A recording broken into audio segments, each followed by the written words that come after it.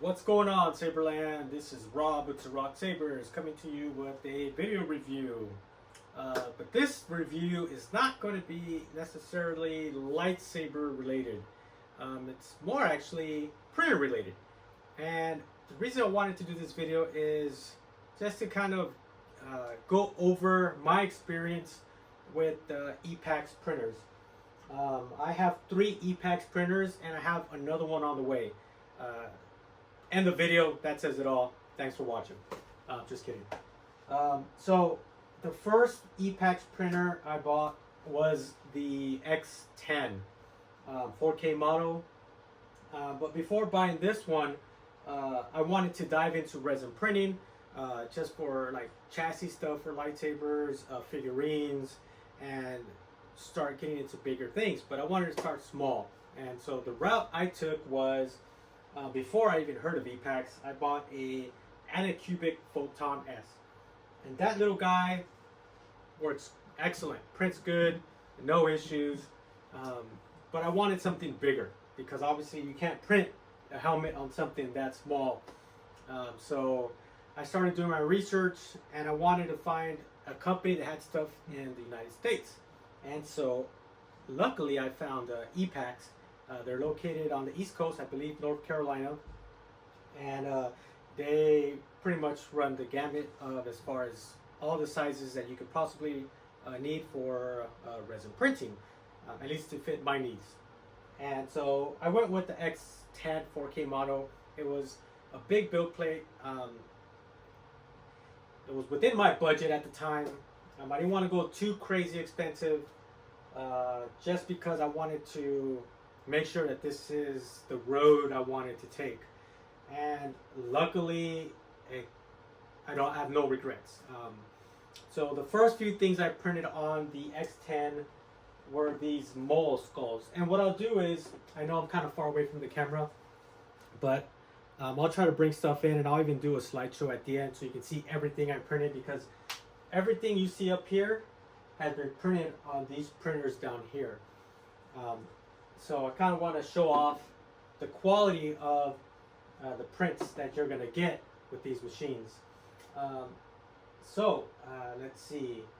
And then I printed out this Darth Talon, and I was like, okay, let me try to make some helmets, because that's the main reason I wanted to get into resin printing, was to print helmets. So I figured out how to take a helmet STL file, make it to fit my dome, and slice it up and be able to print it on the smaller printer. Now, just to give you an idea, this is the build plate of the X10. It's about the size of my hand, right? And so, no lie, I was able to print this helmet,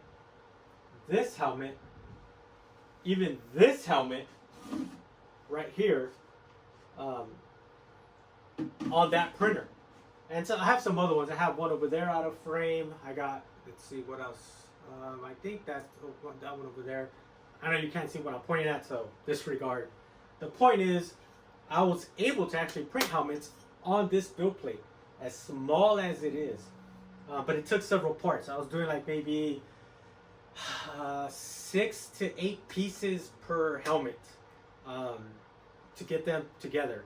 And then there's the learning curve of assembling those pieces and gluing them together in order to be able to make the helmet complete. And that was interesting, but once you figure it out, it's cake. Okay. So obviously it was a good investment for me. I was happy I bought it. But what was kind of discouraging me from continuing was the build volume.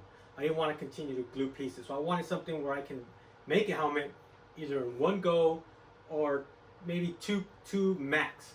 And so Epax has this guy right here. This is the x156. This thing is huge. Just to give you an idea, this is the build plate for it. Okay, this thing is massive. So compared the X10 build plate to the X156, you can probably get maybe 2.5 of these on here. So that's going to make literally a big difference on how much you can print at once. And so I have found that I am able to do helmets, a standard helmet, usually in 2 parts. So this one was 2 parts. It's the same as this one that was 8 parts on the smaller one. This one I was able to do it a little bit bigger because that one kind of fit my head a little tight. And I haven't finished this one. Let me give you a close up. So as you can see, this is a resin weld. And I'm not going to get into all the details, but this isn't even near being complete. I still need to do some more sanding, and then it'll be ready for paint. But I'm really happy with this helmet. Look how big this is. So 2 parts on that boy right there.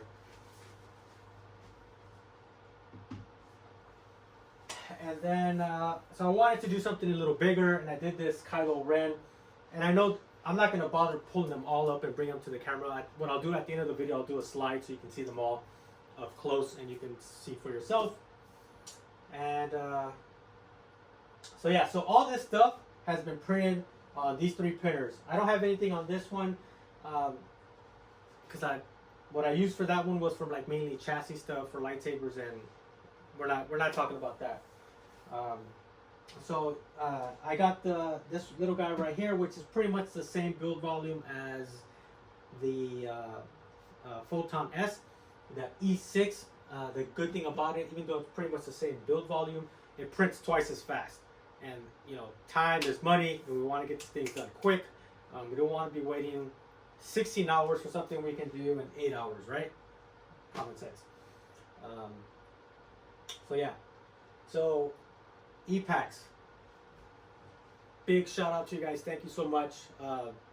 Printers are amazing. I'm really happy with them, and I can't wait to get the next one. I gotta make room for it. I'm running out of room.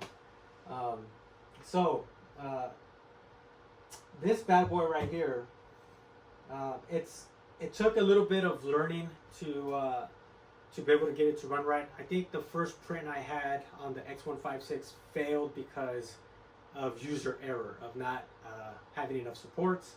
And I don't recall. Yeah, I think this was the first one I printed on there. And I did this Kylo right here, and I did this Ralph McQuarrie Vader concept helmet. This was 1, 2, 4. It was like 4 pieces, 4 prints, because it's so big, and you got the helmet on top of the mask. And I think this one was done in 3 pieces. No, 2 pieces. Yeah, 3. So 1/2, 2 for the helmet and 1 for the face. That came out really great. And like I said, I'll do a slideshow so you guys can check them out. So yeah, I'm really happy with the x156. One of my recommendations, or several of my recommendations for you guys when you get your printer is, and I'm saying this because I see a lot of people in the resin printing community having fails and their prints not coming out right, and then they're blaming the machine. And if you go through the steps, you'll find that it's user error most of the time.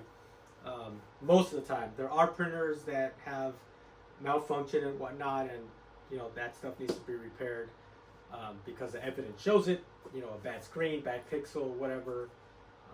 But my recommendation is, when you get your printers, it doesn't matter if it's this little guy, the medium guy, or the big guy. Read your instructions. If you don't so that's my number 1. Read your instructions when you get them. Number 2, if you don't understand anything or if there's something you don't understand, call Epax. Their customer service is outstanding. I've called them on questions and concerns, and they've addressed them, they've answered them, and they've taken care of me. So obviously, I'm going to keep giving them my business because they've proven themselves to be a reliable company, and they come through. Okay, so number 2, call them, ask, and I'm sure they'll direct you or point you in the right direction or get you squared away to where you can get your printer running properly. Number 3, when you get your printers, and they don't really recommend, it's not that they don't recommend this, they don't mention it, but it is recommended. is put a little bit of white lithium grease on your Z-rod. That'll help make your Z-axis go up and down a lot smoother. I've seen posts on Facebook where individuals are saying, hey, my Z-rod is making this funny clicking sound, it's messed up, or whatever. My recommendation is, before you start printing, obviously, is test that out, lube it up first with white lithium grease, and then run it up and down just to make sure you don't have any motor issues, and you'll be fine. And then the next thing I recommend, even though the printer build plate comes leveled, level it yourself. Just redo it. I have on all my printers, at least these two right here, I have 2 build plates and I have 2 vats, just to be able to keep it going when I'm printing big stuff that requires multiple prints. You want to level them evenly at the same time. It is expensive to buy 2 vats and 2 build plates, but it's a good investment because it'll save you that headache or that wait time in between prints. You can just swap and go. So if you can afford that luxury, I highly recommend it. So going back to leveling the bed, level your build plate. It doesn't hurt. It just takes a few minutes, and you'll have that peace of mind that, hey, at least if you have a failed print, that wasn't the issue. Okay. The next thing I recommend is, I wrote a list. Where is my cheat sheet? There it is. Because I forget stuff. I'm getting old. This is very important. So Epax gives you recommended settings on their website. You can go to the website, look at the manual for your printer, and it'll tell you what resins to use, what settings to have it at as a starting point, and then you can adjust from there. A validation exposure test is a must. Do not skip out on that step, because it's gonna cost you lots of money, because resin is not cheap. You know, each bottle is about $40 and higher. So you can find them cheaper, like in the 30s, maybe even 20s. But you're buying cheap resin, and I don't recommend that. Get the good stuff. Save yourself the headache. At least you know you got good resin, and it's gonna do what it's supposed to do. Anyways, going back, do the validation exposure test so you can see what exposure you need to be at for your printer, because not all of them are the same. Room temperature is big as well. You have to take into consideration room temperature, how old your resin is. Did you shake your resin well? Because if you just pour it in there without shaking it, you're not going to get good prints. So make sure you're operating your room at the recommended temperature settings, and do your exposure test. So like that, you can see where your sweet spot is. You're looking for the sweet spot for your resin printer to get you good quality print. Because if you skip that, some prints may make it and some are going to fail on you, and that sucks, because now you're just throwing away money, because now you got a failed print. What are you going to do with it, right? All right. What was my other recommendation? YouTube is your friend. Tons of information on YouTube. You can't go wrong. Even on the forums, in the Facebook groups, you'll find lots of information from different people. Take it with a grain of salt, though. Do it for yourself, just to verify that it works.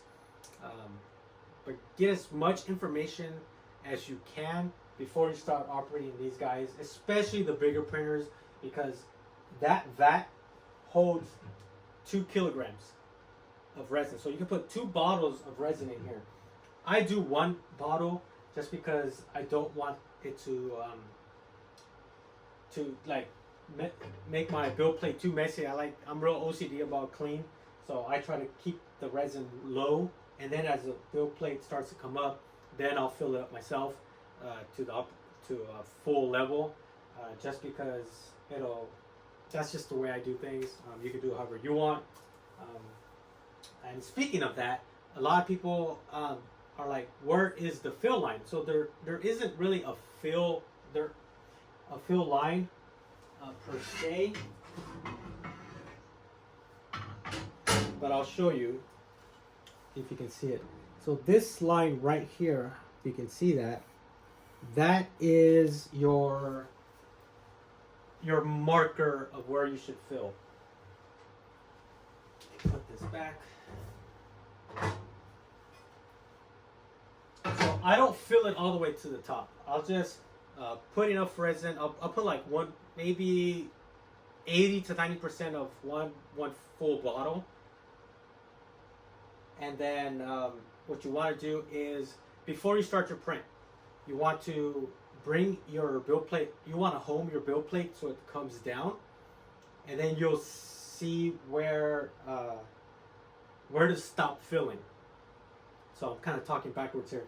So home your build plate first. Your build plate will come down. It'll stop because you're at home, and then you put you fill your resin in, and then once you see it start to get up, you don't want it to come all the way up to where the mounting bracket is. You want to stop short of that. Start your print, and then let it go up and down, and you're good to go. And then you can fill it after that. So those are my recommendations for getting started with resin printers. I don't know what else to say. These printers have been a workhorse for me. I'm really happy with them. I can't wait to get the next one. And even though this video was mainly just to review the X156, I figured I'd just go ahead and throw all three of them in there because they've all been great. They've all produced excellent prints. I'm really happy with them. They've helped accumulate my nerd empire. As you can see, I got a lot of Star Wars stuff, and you're just looking at one wall. You're not looking at the other walls. It's ridiculous. Don't be like me. But yes, I'm really happy with them. And if you guys have any questions, just put them in the comments. I'll be happy to answer them.